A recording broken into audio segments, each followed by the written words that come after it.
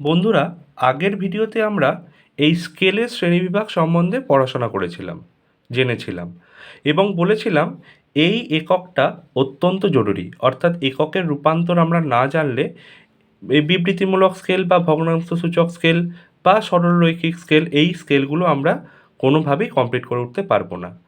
আজকের এই ভিডিওতে আমরা জানবো ভালোভাবে যে এককের রূপান্তর সারণীটি কিভাবে মুখস্থ রাখতে হবে।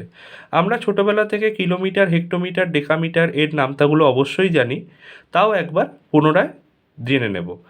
1 কিমি সমান 1 লাখ সেমি বা 1000 মিটার, বা 1 মিটার সমান 100 সেমি। এটা মনে রাখতে হবে, এটা হচ্ছে মেট্রিক পদ্ধতি। ঠিক তেমনি ব্রিটিশ পদ্ধতি আছে, 1 মাইল সমান 63360 ইঞ্চি বা 1760 গজ বা 5280 ফুট বা 8 ফারলং। মনে রাখতে হবে, আমাদের এই টেবিলগুলো মুখস্থ করে নিতে হবে, এর বিকল্প আর কিছু নেই।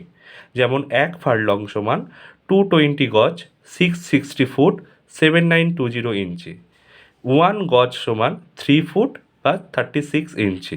সেরকমই 1 ফুট সমান 12 ইঞ্চি। এটা তো অবশ্যই মনে রাখার মতো বিষয়, বাদ বাকিগুলো আমাদের মুখস্থ রাখতে হবে।